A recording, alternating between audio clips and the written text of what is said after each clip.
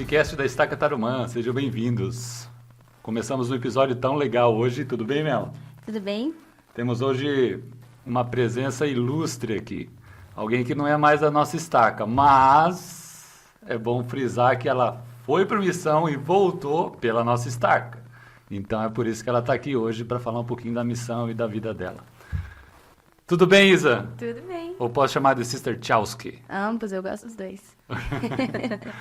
Como que foi a sua missão? Eu já vou direto na pergunta. Olha, eu odiava quando as pessoas me perguntavam isso logo que eu voltei. Eu assim, e aí, como é que foi? Pô, você quer que eu responda com uma frase só? Ou... Uma palavra, assim, né? Como é que foi? Agora você vai ter um podcast pra falar, então vai ter tempo. Mas a missão foi incrível. Foi muito, muito além das minhas expectativas, muito além do que eu esperava. Quem me conhece sabe que eu passei a vida inteira falando sobre missão, a vida inteira sonhando com a missão. E eu cheguei lá e era infinitamente mais do que eu jamais poderia imaginar. Foi incrível. Que palavra bonita você escolheu. Tipo, incrível. Incrível pra mim é algo de super-herói, assim, sabe? Incrível, né? E foi algo assim, você se sentia uma super-heroína lá, sendo Sister Tchowski, representante de Jesus Cristo. É bom, né? É bom. Na verdade, essa é uma ótima pergunta. Eu comecei a pensar muito sobre isso quando eu estava prestes a voltar para casa. Eu comecei a pensar nas coisas que eu ia sentir falta. Nossa, eu vou sentir muita falta disso. Nossa, eu vou sentir tanta falta disso e daquilo.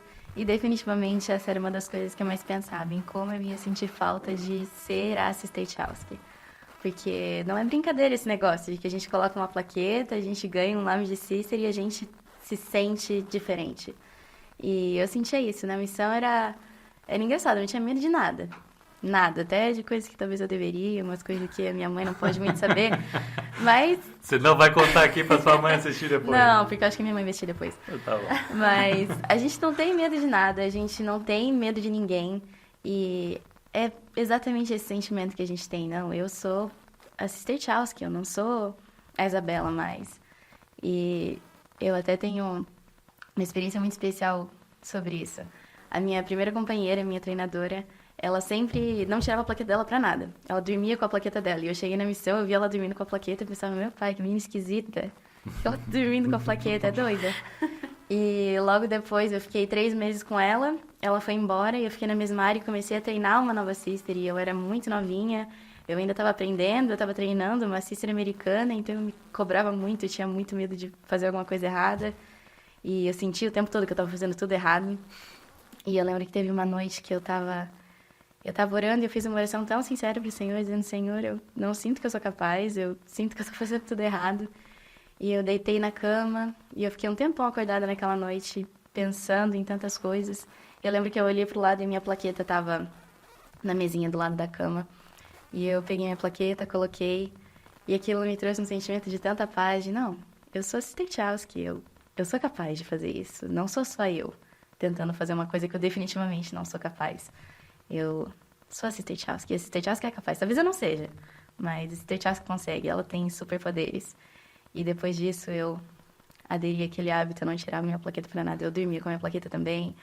E porque enquanto eu tava com a plaqueta eu me sentia segura, eu não tinha medo de nada e nada, eu era invencível. Então eu ficava com ela ali e aquilo me trazia aquele sentimento de segurança, mesmo se eu achasse que eu não era capaz, mesmo se eu sentisse medo. Que legal. Mas conta pra gente aonde que você serviu, que até agora a gente não sabe ainda. Ah, é verdade. Eu servi na Missão Brasil Salvador, que no meio da minha missão mudou e passou a ser Missão Feira de Santana. Ah, é? Mudou? Sim. Que legal. E quem foi, ou melhor, quem foram os seus presidentes, se você teve mais de um? Eu tive 2 presidentes, o presidente Morris e o presidente Jefferson. Posso voltar um pouquinho? Eu te conheci criança, neném e tudo mais. Você sempre falou que queria ser uma missionária. Você sabe de onde veio esse desejo? Eu lembro da tua mãe preocupada, mas será, não sei o quê. Ela, não, eu quero ser, já era, né? Já é uma decisão tomada, já. E era criança, né? Da onde que veio esse desejo, essa força, assim, sabe? É, uma ótima pergunta também. Por muito tempo eu não soube. Por muito tempo da minha vida eu sabia que eu não só queria, mas eu precisava ser uma missão. Desde que eu era muito pequenininha eu sabia disso. Mas eu não sabia de verdade por quê. Eu não sabia exatamente de onde esse sentimento vinha. E eu me lembro que uma vez eu tive essa conversa com a minha mãe. Eu tinha uns 18 anos nessa época. E a gente estava conversando sobre isso, ela um pouco aflita com essa história toda de missão. E eu falei pra ela, mãe, de verdade, o que eu sinto, a melhor forma que eu posso explicar pra você o que eu sinto é que eu tava vindo pra Terra, o Senhor tava me mandando pra Terra, e ele falou, não, peraí. E ele colocou um papelzinho, dobrou um papelzinho, colocou no meu bolso e falou, isso aqui você não pode esquecer, tá bom? Guarda bem isso aqui, porque é muito importante, você não pode esquecer. E eu vim com aquilo dentro de mim. E eu tinha que servir missão. Por quê? Eu não sei. Eu só sabia. E era mais forte do que eu. A minha vida toda foi uma sequência de experiências sobre a missão. Eu era pequena e eu tinha muitas experiências que me faziam pensar sobre a missão. Eu comecei a crescer, entrar na adolescência, e eu tinha sonhos que eram sobre a missão. Eu sonhava, eu tive sonhos muito sagrados para mim, que eu sonhava que eu estava na missão, e eu via pessoas reais, eu ensinava pessoas, e eu acordava com aquele sentimento que eu não podia negar. Então, eu sentia como se o Senhor estivesse constantemente me lembrando. Ele sabia que eu queria, ele sabia que eu ia, mas ele fazia questão de nunca me deixar esquecer, porque aquilo era muito importante para ele, era importante para mim também. Creio muito, né, de que o Senhor ele sabe todas as coisas, em todos os lugares e sempre. Eu acredito que o Senhor ele sabia onde você iria servir antes de você nascer. E as pessoas que você conheceu lá, ele também sabia quem eram. Você teve esse sentimento assim, chegando lá, as pessoas reconhecerem você? Você era aquela que o Senhor preparou? Alguma experiência desse estilo, sim? Eu fui missionário. E eu sei que o Senhor prepara o caminho. Queria saber de você se você teve algo parecido, assim, de reconhecer pessoas que você não conhecia, vamos dizer assim. Olha, a gente escuta muito isso, né? A gente escuta muitas histórias, né? De milagres, de pessoas. E eu sempre pensei sobre isso. Eu pensava, será que eu vou chegar na missão e essas coisas vão acontecer comigo de verdade? Tipo, será que acontece com meros mortais também? Ou é só a história que a gente escuta na conferência? Mas... História de conferência, é verdade. Essas coisas acontecem. E nem sempre são experiências extraordinárias, assim. Nem sempre é uma pessoa que vai abrir o portão pra você e vai dizer, nossa, eu sonhei com você a vida inteira, eu vi o seu rosto nos meus sonhos. Entra aqui, eu quero ser batizada agora. Mas experiências extraordinárias, assim, acontecem, mas a maior parte das vezes eram sentimentos que eu tinha. Eu tive experiências de pessoas que eu conheci, que eu estava dentro da casa daquela pessoa, sentada, e eu lembrei de um sonho que eu tinha tido muitos anos atrás. E eu nem lembrava mais, mas eu tinha sonhado com aquela casa. Eu tinha sonhado com aquele lugar, de estar sentada no chão, numa casa que não tinha nem móveis, assim, ensinando aquela pessoa. E são esses sentimentos que a gente não pode negar. Não essa coisa de, se eu nunca tivesse vindo para a missão, esses milagres não aconteceriam, essas pessoas não seriam salvas. Mas muitas vezes eu tive esse sentimento de conhecer essas pessoas e elas olham pra gente como se a gente fosse super-heróis. Elas olham pra gente como se a gente fosse anjos.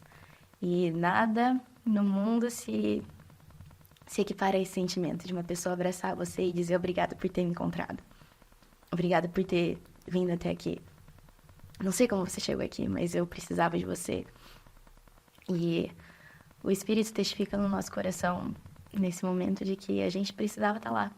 Que talvez outra pessoa não teria chegado lá, mas precisava ser a gente. Porque o Senhor escolheu a gente, né? Desde antes da fundação deste mundo. E isso é uma escritura, né? E é tão legal saber que não é só para os profetas tão incríveis das escrituras, né? São para nós. Né? Isso é um testemunho que eu tenho, né? De que as coisas incríveis podem acontecer com a gente aqui também. E obrigado. Eu sei que são experiências sagradas, né, que a gente tem na missão. Quando eu cheguei em uma nova área e essa moça, ela tinha 20, 21 anos. Ela estava sendo ensinada pelos missionários há muito tempo já, pelas sisters. E já fazia mais ou menos uns 6 ou 7 meses que ela frequentava a igreja e já tinha sido ensinada por muitos missionários. E ela nunca tinha sido batizada e ninguém sabia por quê, porque ela era maravilhosa. Ela era incrível. O namorado dela tinha apresentado a igreja para ela. Ela ia para a igreja todos os domingos. Todo mundo achava que ela era membro da igreja. E quando a gente chegou até, minhas companheiras falaram: tem a fulana, mas a gente já tentou, todo mundo já tentou e nada acontece. E, enfim, é uma história muito longa. Se eu fosse contar a história toda, eu ia ficar uns 15 minutos aqui. Mas eu fui conversar com ela um dia. E ela falou: por que vocês não vão na minha casa? Vai lá, tal dia. E a gente foi, e a gente começou a ensinar ela. E eram lições tão, tão espirituais. E ela foi batizada naquela transferência que eu tava lá. E ela foi um grande milagre para mim. Um milagre pessoal muito profundo para mim. E muitos meses depois, eu fiquei bastante tempo nessa área, ela veio conversar comigo. E nesse meu primeiro domingo na aula me pediram para discursar e ela disse que quando ela me viu lá em cima no púlpito, ela olhou pro namorado dela e falou: quem é essa sister? Ela é nova. E ela falou: eu não sei o que ela tem, mas eu nunca vi isso em alguém. E ela falou: quando eu vi você, eu vi uma coisa que eu nunca tinha visto em ninguém antes. E conforme vocês me ensinavam, eu olhava para você e eu sabia que eu estava esperando você. E eu não sei porquê.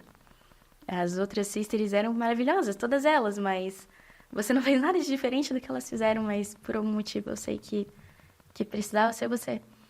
E com essa experiência eu adquiri um testemunho de que muitas vezes não necessariamente as pessoas precisam da gente, mas às vezes a gente precisa delas. A gente precisa de milagres que só elas podem nos proporcionar e por isso o Senhor ajeita todas as coisas e alinha tudo para que todos os filhos dele possam mutuamente ser milagres uns para os outros. E é muito incrível como a gente fez isso na missão. Era isso que eu ia te perguntar, Isa.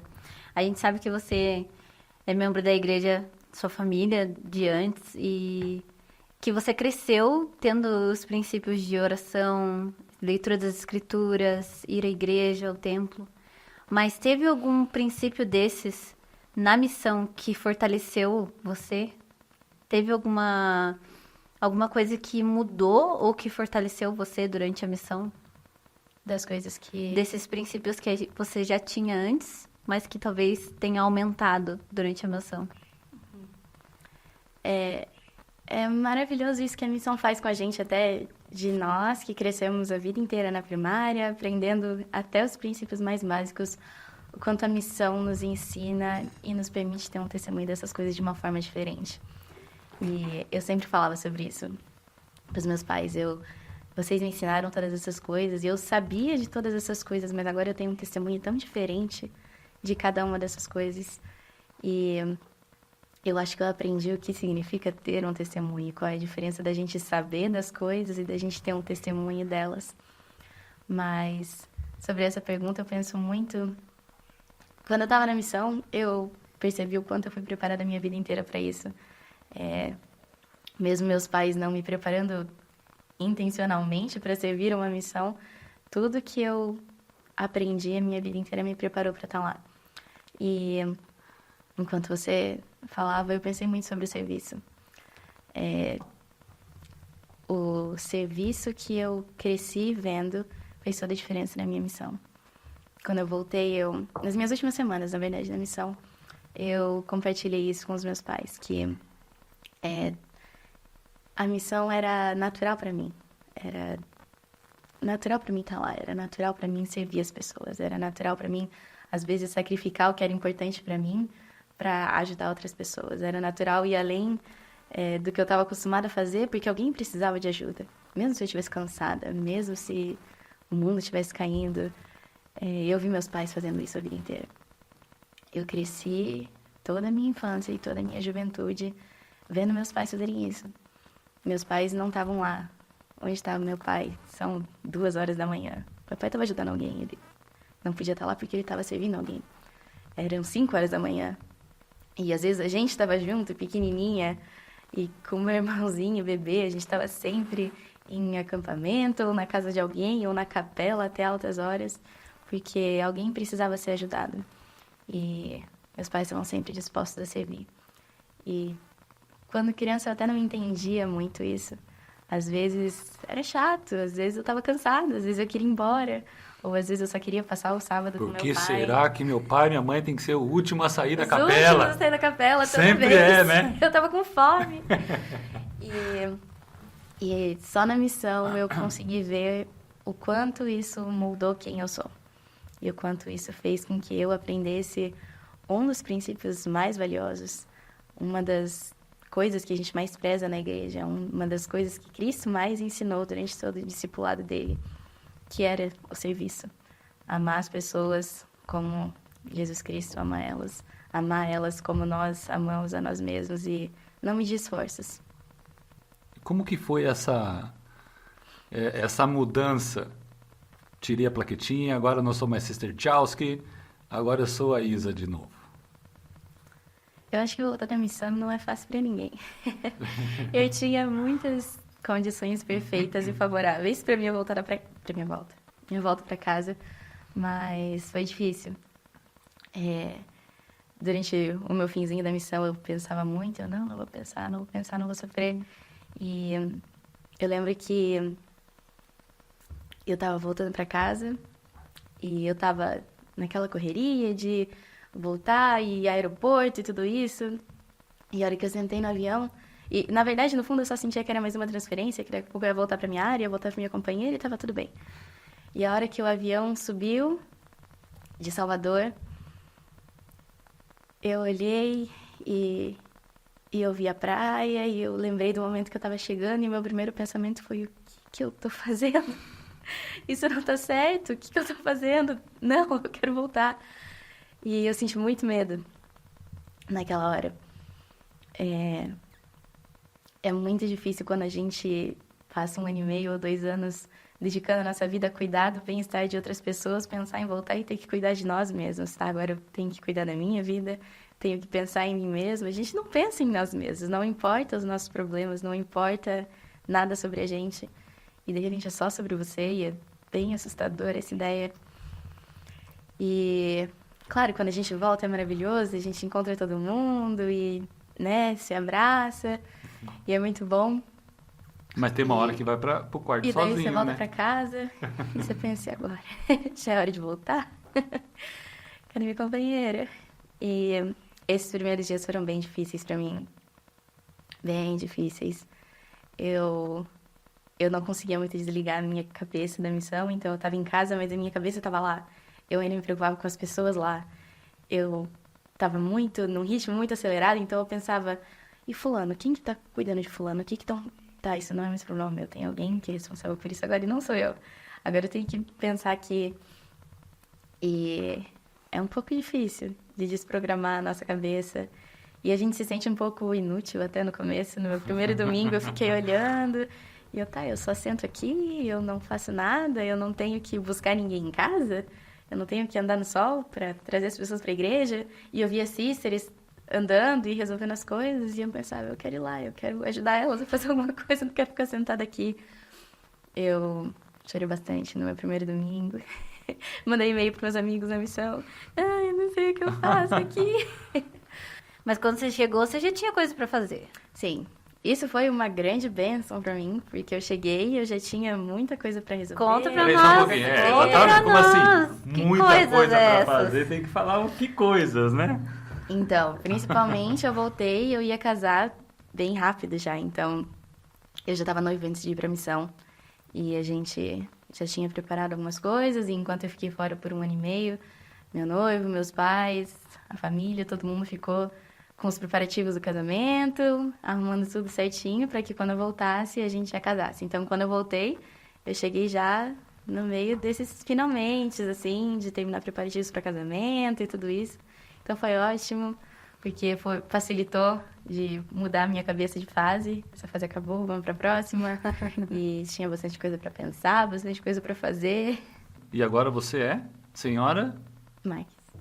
Marques. Muito bem. Como que é essa mudança, assim? Bom, primeiro, eu tinha a melhor pessoa do mundo para me ajudar com isso. Desde que a gente se conheceu, eu e Miguel, a gente já falava sobre isso, sobre missão. E quando eu fui para missão, ele era a pessoa que mais me ajudava assim em tudo. Eu me sentia muito entendida por ele, porque ele tinha voltado da missão, não fazia tanto tempo também. Então ele me dava um apoio surreal, assim, em tudo. E até no começo eu sofria, porque eu não queria falar com outras pessoas sobre as dificuldades que eu tinha que falar com ele.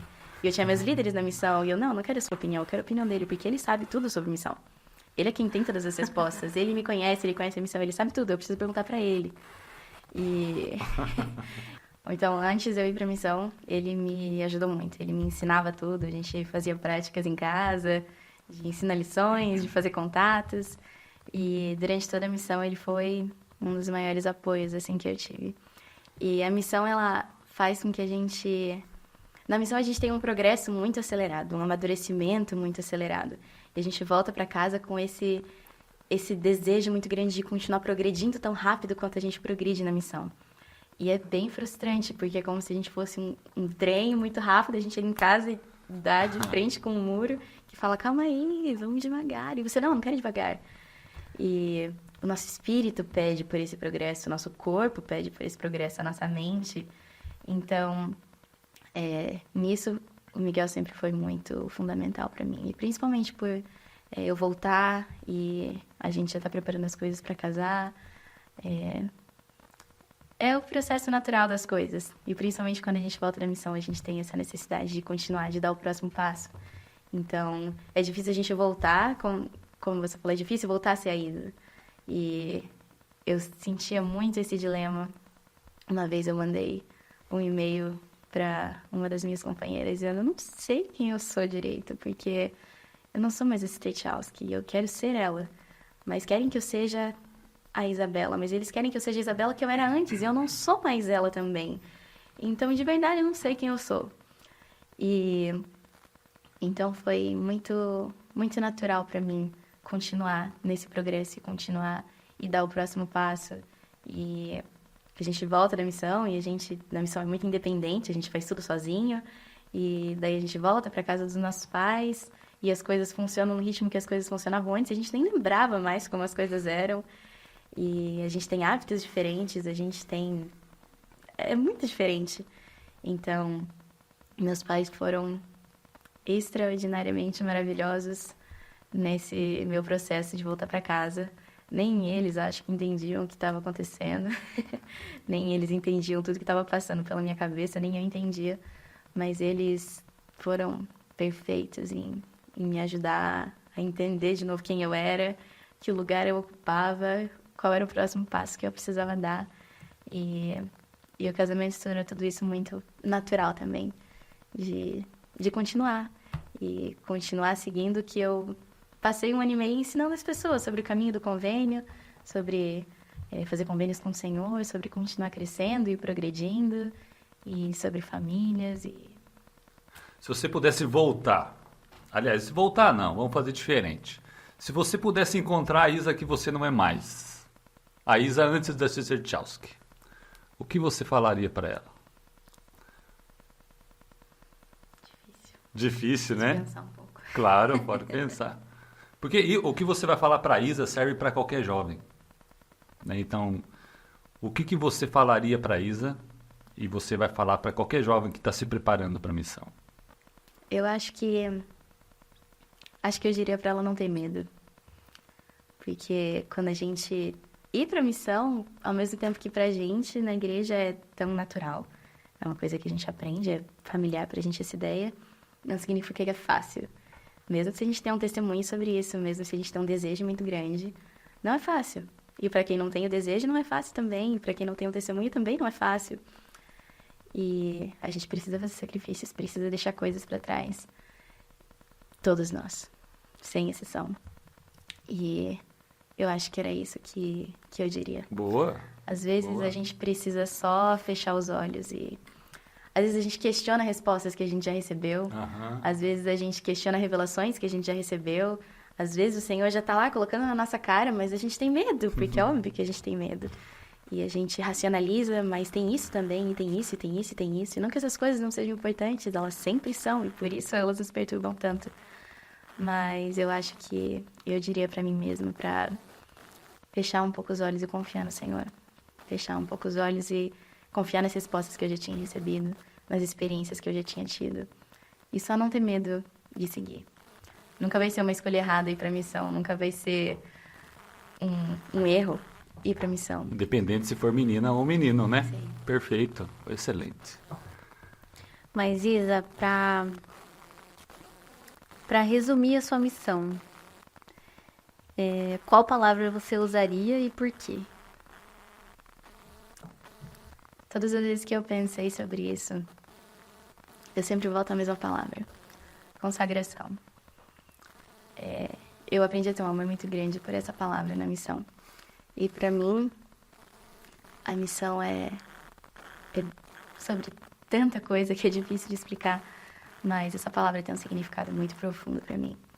É isso que o Senhor pede de nós. No final das contas, o que o Senhor pede é que a gente seja discípulos de Jesus Cristo e que a gente viva uma vida de consagração. E isso é exatamente o que a missão nos ensina a fazer. Viver uma vida centralizada em Jesus Cristo, onde absolutamente todas as coisas são sobre Jesus Cristo, todas as coisas são celestiais. Tudo é sobre isso, nada não é. A gente tropeça na rua e a gente vê um significado celestial naquele tropeço que a gente deu na rua. E a gente aprende a viver sem se importar com as nossas próprias necessidades, a viver sem se importar com o que a gente quer. E só se importar com o que o Senhor quer. Onde o Senhor quer que eu esteja agora. O que o Senhor quer que eu faça agora. O que Ele precisa de mim agora. E isso faz com que a gente viva um tipo de vida completamente diferente do que a gente está acostumado a fazer. Quando a gente deixa de pensar em nós mesmos e não só começa a pensar mais no próximo, mas a gente começa a pensar mais na nossa responsabilidade divina. E viver por Cristo, viver pelo propósito divino que a gente tem, faz com que a gente viva o que faz todas as pessoas amarem a missão. O que faz todas as pessoas dizerem que é a melhor fase da nossa vida, os anos mais mágicos da nossa vida. É por causa disso. Tenho uma curiosidade, e não tem nada a ver com a missão agora, mas tem a ver com você e toda a tua jornada até agora e tal. Qual é teu personagem preferido nas escrituras e por quê? Boa pergunta. Definitivamente, meu personagem preferido nas escrituras é Almo Filho. Eu amo Almo Filho. Eu tenho certeza... Mas ele era fubecão. Exatamente, essa é a melhor parte. Quando eu chegar lá no mundo espiritual, ele tá na minha lista, no top 1 da minha lista de pessoas que eu quero conhecer. Eu amo a conversão de alma. Eu amo como ele ensina sobre o que realmente significa o arrependimento. Não importa quem você é, não importa quem você era, não importa o que você fez, não importa aonde você tá. Não existe buraco tão fundo que a luz de Cristo não possa alcançar. Então, ninguém tá completamente perdido. Não tem ninguém que não tenha salvação. Não tem ninguém Não importa o que você tenha feito. Não importa. Salvador pode te salvar. O filho é o grande exemplo disso. Ele era muito ruim. Muito, muito, muito ruim.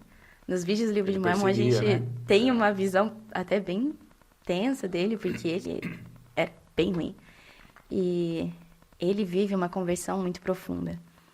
E o Senhor mostra pra ele, dá uma última chance pra ele. Fala, ó, se você quiser, tô aqui. Se você não quiser, aí vai ficar difícil pro seu lado. Legal. E ele se converte e ele muda tantas vidas. Ele é um dos maiores missionários da história do mundo pra mim. Concordo. Ele é um missionário Tá vendo como perguntar de personagem preferido, a pessoa fica falando do personagem, dizendo tudo? Eu acho isso sensacional. Sim. Porque eu tenho o meu também. E é bem disso aí. A gente sempre vai achar coisas pra falar, o argumento pro nosso personagem, né? Mas Almo Filho realmente é poderoso, ele. Ele é. Isa, a gente tá chegando no final do nosso podcast. A gente queria agradecer você pelo seu exemplo. Você é uma pessoa muito simpática, muito carismática. E dá pra ver que você realmente sente muito o Espírito e sentiu muito o Espírito durante a missão. Teve experiências maravilhosas. Mas antes, da gente encerrar, a gente sempre pede para os nossos convidados indicarem um livro ou um filme, algo que você gostaria que as pessoas lessem ou vissem. Eu pensei, enquanto eu estava pensando sobre isso, pensei em 2 livros que eu gosto muito, muito, muito, falando sobre esse tema, né? Sobre missão, principalmente para os nossos jovens que têm o desejo, ou talvez não têm, mas se preparam para ir para a missão. Tem um livro que foi muito significativo para mim. Foi até o Miguel, meu marido, que me recomendou esse livro quando ele estava na missão. Nossa Busca da Felicidade. Esse livro, ele ensina os princípios do Evangelho de uma forma única, assim. O Elder Ballard, ele é muito, muito didático em todas as coisas que ele ensina. Ele até fala no começo do livro que esse livro é para membros da igreja, pessoas que não são membros da igreja, que querem aprender. E ele ensina todos os princípios, desde da restauração do Evangelho até tudo que a gente aprende na igreja, de uma forma que eu acho linda. E principalmente para pessoas que estão se preparando para servir missão, esse livro tem muito a agregar. E um dos meus livros preferidos do mundo inteiro é O Poder de Tornar-se, do Elder Bednar. Esse livro também é extraordinário. O Elder Bednar, ele faz com que a gente amplie a nossa mente para princípios muito simples, de uma forma que ressignifica tudo. Desde princípios básicos como a fé. Eu tive uma visão muito mais profunda e ampliada sobre a fé que eu jamais tive em toda a minha vida, através dos olhos do Elder Bednar, por esse livro. E é fantástico. É fantástico, de verdade. Queria pedir uma coisa para você, Nel. Eu queria que você desse um recado, uma mensagem para os pais. Aqueles pais que estão preparando filhos para ir para a missão, ou aqueles pais que os filhos estão na missão. Ou aqueles pais que têm os filhos que voltaram da missão, assim, sabe? Eu queria que você falasse diretamente para eles. Como que eles podem se achegar mais a Salvador para ajudar os filhos? Primeiro, não tenham medo. Não tenham medo de mandar seus filhos para a missão. Eu não faço a mínima ideia do quão assustador deve ser mandar um filho para a missão, mas estando lá e vendo algumas coisas que a gente passa, eu imagino. Mas não tenham medo. A missão é uma das experiências mais extraordinárias que um jovem pode viver. A gente vive coisas lá, experiências que não podem vir de outra forma. E ouçam e compartilhem. Eu tive um testemunho muito profundo na missão sobre os milagres que a missão também traz para a nossa família. E eu, junto com a minha família, nós vivemos experiências muito sagradas que vieram graças à minha missão.